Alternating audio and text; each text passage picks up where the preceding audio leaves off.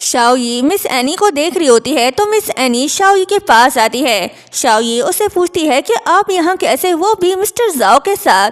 तो वो कहती है कि मैं पिछले 10 साल से मिस्टर जाओ को सर्व कर रही हूँ। देखो मुझे, मेरे पास आज सब कुछ है, किसी चीज़ की कमी नहीं मुझे, और सब मुझे रिस्पेक्ट से सिस्टर एनी कहते हैं। शाओई कहती है लेकिन मिस्टर जाओ तो बीमार हैं। तो मिस एनी कहती है कि क्या फ़र्क पड़ता है। और तुम्हें एक सरप्राइजिंगली बात बताऊँ, टोंग टाई टेरेस जाओ फैमिली का है। ये सुन शाओई बहुत शॉक्ड हो जाती है। दूसरी तरफ शूलिंग जाओ फैंग को देखती है जो अपने हाथ को स्माइल करते हुए बार बार स्मेल कर रहा होता है। ये देख शूलिंग बहुत ज़्यादा गुस्सा हो जाती है और वो सोचती है कि वो कौन है जिसने जाओ फैंग को सड्यूस किया होगा। वो गुस्से से पागल हो जाती है। तभी शाओई आकर उसे पकड़ती है और उसे पूछती है कि क्या हुआ।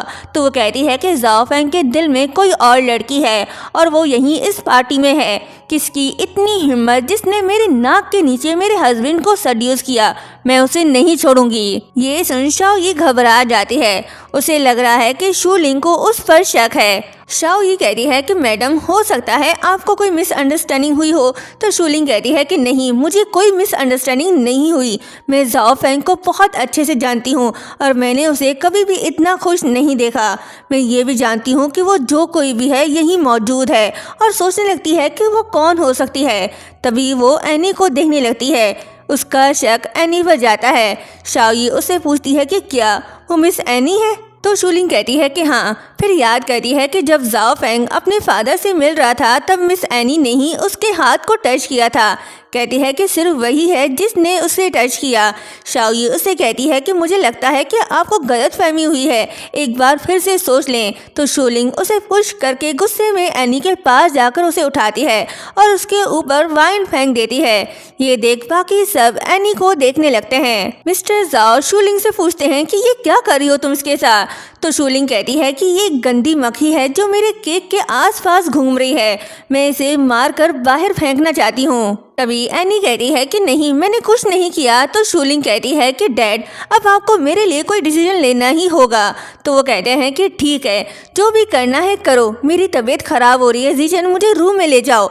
ये बोलकर वो वहाँ से चले जाते हैं। ये देख एनी शॉक्ड रह जाती है। कहती है कि मैं 10 साल से आपको सर्व कर रही हूँ, आप मेरे साथ ऐसा कैसे कर सकते हो। तो शूलिंग उससे कहती है कि तुम्हें क्या लगा 10 साल हमारे साथ रहोगी तो हमारी फैमिली का हिस्सा बन जाओगी। तुम्हारी जैसी लड़कियों को हम लोग एक मक्खी से ज्यादा कुछ नहीं समझते, तुम्हारी औकात ही क्या है। तभी वहाँ जाओ फैंग आता है और चुपचाप ये सब तमाशा देख रहा होता है। उसे देख शूलिंग गिलास फेंक देती है। तभी उसके गार्ड्स आकर एनी को धक्का देकर नीचे फेंक देते हैं। ये देख शाओई को अपनी बहन की याद आती है जब वो नीचे गिरी थी। ये देखकर उसे पैनिक अटैक आने लगता है। वो वहाँ से चली जाती है। जाओ फैंग उसे नोटिस कर लेता है और उसके पीछे जाता है। शाओई खुद को संभाल लेती है। कहती है क्या इन अमीर लोगों की नज़र में हमारी लाइफ की कोई वैल्यू नहीं। ये लोग हमें इंसान भी नहीं समझते। अगर हम मर भी जाएं तब भी इनको अपनी गलती का रिग्रेट तक नहीं होगा। सिस्टर, तुमने मेरे लिए इन शैतानों के पास काम किया और इन लोगों ने तुम्हें मार डाला।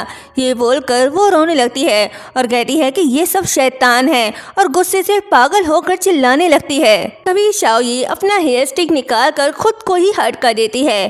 तभी वहाँ पर जाओ फैंग आता है और उसका खून निकलता हुआ देख उसे रेस्क्यू करता है और उसे पूछता है कि तुमने खुद को हर्ट क्यों किया। शाओई कहती है कि तुम एक बहुत बड़े आदमी के बेटे हो, तुम कभी भी हमारा दर्द नहीं समझोगे क्योंकि तुमने कभी भी वो फेस नहीं किया जो हम लोग रोज़ फेस करते हैं। इस तरह से मैं अपना गुस्सा बाहर निकालती हूँ क्योंकि हम लोग तुम जैसे अमीर लोगों की तरह दूसरों को टॉर्चर नहीं कर सकते। और वहाँ से जाने लगती है। जाओ फैंग पूछता है कि कहाँ जा रही हो। शाओई कहती है कि मैं एनी को बचाने जा रही हूँ। तो जाओ फैंग कहता है कि मत जाओ, क्या तुम्हें अपनी जान प्यारी नहीं। मैं शूलिंग को बहुत अच्छे से जानता हूँ, अगर तुम एनी को बचाने गई तो तुम्हें उससे भी ज़्यादा बुरी सज़ा देगी। शाओई कहती है कि जब तुम्हें पता है कि तुम्हारी वाइफ तुम्हें लेकर इतनी पॉजिटिव है तो तुम क्यों दूसरों की ज़िंदगी से खेलते हो। क्या तुम्हें पता है कि एनी को क्यों सज़ा मिल रही है, क्योंकि तुम्हारी वाइफ को पता चल गया है कि तुम्हारे दिल में कोई और लड़की है और उसे लगता है कि वो एनी है। ये सुन जाओ फेंग काफ़ी शॉक्ड हो जाता है। शाओ कहती है कि भले ही लोग तुम्हें बहुत ज़्यादा रिस्पेक्टफुल समझते हैं, लेकिन मेरी नज़र में तुम एक डरपोक और घटिया आदमी हो जो ये भी एडमिट नहीं कर सकता कि उसके दिल में कोई और है। ये सुन जाओ फेंग गुस्से से कहता है कि तुम होती कौन हो ये सब कहने वाली, तुम्हारी औकात नहीं मेरे सामने मुंह खोलने की। तो शाओ ये हंसते हुए कहती है कि मैं वो हूँ जिसका ब्लेम एनी ने अपने ऊपर लिया है, क्योंकि तुम्हारे दिल में तो मैं हूँ। ये सुन जाओ फेंग उसे धक्का देकर कहता है कि बकवास बंद करो, मेरे लिए वो मैन सिर्फ एक खिलौना है, मेरे दिल में कोई नहीं और तुम तो बिल्कुल भी नहीं। शाओ ये कहती है कि ठीक है, लेकिन चाहे जो भी हो मैं एनी को बचाऊंगी। तो जाओ फेंग कहता है कि एनी सिर्फ एक टूल है पैसा कमाने का, मैं तुम्हें फिर से बोल रहा हूँ कि इस मामले से दूर रहो। तो शाओ कहती है कि नहीं, एनी मेरी बहन है और मैं उसे बचाऊंगी, और वहाँ से चली जाती है। दूसरी तरफ एनी नीचे घिरी हुई होती है, वो काफ़ी इंजर्ड होती है। शूलिंग उससे कहती है कि टोंग टाई की मिस एनी, कैसा लग रहा है तुम्हें? तुम अपने आप को बहुत स्मार्ट समझने लग गई थी ना, मेरे हस्बैंड को सड्यूस करने चली थी। तो अब तुम मुझे ये बताओ कि तुम यहाँ मेरी जगह से जिंदा बचकर कैसे जाओगी? क्या कोई रास्ता है तुम्हारे पास? एनी कहती है नहीं, मैंने कुछ नहीं किया, वो मैं नहीं हूँ। शूलिंग उसके सर पर बोतल मारने लगती है, लेकिन तभी वहाँ पर शाओ आती है और उसे रोकती है। तो शूलिंग गुस्से से उससे कहती है कि तुम्हारी ये हिम्मत कि तुमने मुझे रोका, क्या तुम्हें अपनी जान प्यारी नहीं? शाओ कहती है कि मैडम आप इसके खून से अपने हाथ गंदे मत करो, जाओ सर भी इस बात पर आपसे बहुत ज़्यादा नाराज़ हो जाएंगे। शूलिंग कहती है तो होने दो, मैं भी देखना चाहती हूँ उसका रिएक्शन। ये बोलकर वो उसे फिर से मारने लगती है। तभी शाओ मिस एनी को बचाने के लिए उसे हक कर लेती है। जाओ फेंग भी आ जाता है, वो शूलिंग को रोकता है और उसके हाथ से बोतल छीन कर फेंक देता है। शूलिंग कहती है कि ओह आखिरकार तुमने शो करवा ही दिया कि तुम इसके लिए फीलिंग्स रखते हो, भूलो मत ये 10 साल से तुम्हारे फादर को सर्व करी है।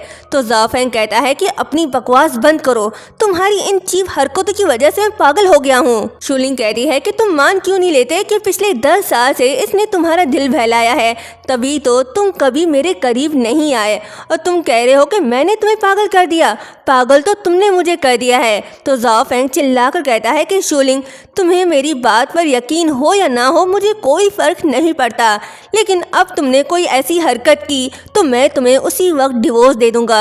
शूलिंग कहती है ठीक है, मैं इसे छोड़ रही हूँ, लेकिन तुम्हें इस बात का बहुत जल्द ही रिग्रेट होगा कि तुमने शू फैमिली छोड़ने की बात की, और वहाँ से चली जाती है। शाओ मिस एनी को उठाकर वहाँ से ले जाने लगती है। तभी जाओ फेंग उसे रोकता है और कहता है कि मुझे तुमसे कोई बात करनी है, जिसके बाद मिस एनी वहाँ से चली जाती है। शाओ जाओ फेंग के साथ वॉक कर रही होती है, उसे ठंड लग रही होती है। तो जाओ फेंग अपना कोट निकाल कर उसे पहनाता है और कहता है कि जाओ फैमिली से दूर रहो, तुम यहाँ पर बिल्कुल भी सेफ नहीं हो, तुम्हें यहाँ नहीं होना चाहिए। शाओ कहती है क्या तुम मुझे प्रोटेक्ट कर रहे हो, क्या तुम मुझे पसंद करते हो? जाओ फेंग उसे कोई जवाब नहीं देता। तो शाओ उसके सामने आकर खड़ी हो जाती है।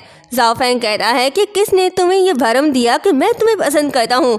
बेवकूफ़ी है ये सिर्फ तुम्हारी और कुछ नहीं। ये सुन शाओ कोट उतार कर उसे वापस देती है। तो जाओ फेंग धक्का देकर वहाँ से चला जाता है। शाओ जा रही होती है, तभी उसे किसी की रोने की आवाज़ आती है। वो देखती है तो वो मिस एनी होती है, जिसके फेस पर शूलिंग ने कट मार दिया था। वो रोते हुए बेहोश हो जाती है, जिसके बाद शाओ उसे हॉस्पिटल ले जाती है। एनी को होश आता है, वो अपनी आंखें खोलती है तो वो हॉस्पिटल में होती है। शाओ भी उसके साथ होती है और बताती है कि डॉक्टर ने कहा है कि तुम जल्दी ठीक हो जाओगे, बस तुम्हें रेस्ट की ज़रूरत है। जिसके बाद वो अपने फेस के लिए रोने लगती है। तो शाओ उसे समझाती है कि कम से कम तुम जिंदा तो हो, ये सिर्फ एक चोट है जो वक्त के साथ ठीक हो जाएगा। एनी सैड होकर शिन हुई का नाम लेती है। तो ये सुन शाओ शॉक्ड हो जाती है, क्योंकि ये उसकी बहन का नाम था। वो पूछती है कि क्या कहा तुमने? तो एनी कहती है कि हाँ तुमने ठीक सुना, मैंने शिन हुई कहा। जब मैंने तुम्हें पहली बार देखा तब से मैं जानती हूँ कि तुम कौन हो। तुम टोंग टाई में से शिनहुई की वजह से आई हो। तुम जाओ के करीब होना चाहती थी, उससे अपनी बहन की मौत का बदला लेने के लिए, और फिर रोने लग जाती है। फिर कहती है कि मैंने जाओ फैमिली को अपनी लाइफ के 10 साल दिए और उन्होंने मेरे साथ क्या किया। मुझसे बेहतर तो वहाँ के कुत्ते हैं जिनके फीलिंग्स का एहसास है, लेकिन हम जैसे लोगों की कोई फीलिंग्स ही नहीं। फिर न्यूज़ में जाओ फैंग को देखकर कहती है कि देखो कितने परफेक्ट और ब्यूटीफुल हैं ये लोग। शाओई, तुम्हें इनसे मेरा और अपनी बहन का बदला लेना होगा। दूसरी तरफ जाओ फैंग मीडिया के सामने साउथ सिटी प्रोजेक्ट स्टार्ट करने का अनाउंस करता है। शूलिंग भी वहीं होती है, कहती है कि तुम ऐसा नहीं कर सकते। तभी वहाँ मिस्टर जाओ आते हैं और पूरे मीडिया के सामने जाओ फैंग को थप्पड़ मारते हैं और अपने साथ चलने को कहते हैं। जाओ फैंग जाते हुए शूलिंग को देखता है जो स्माइल करी होती है, और यहीं पर ये पार्ट एंड होता है।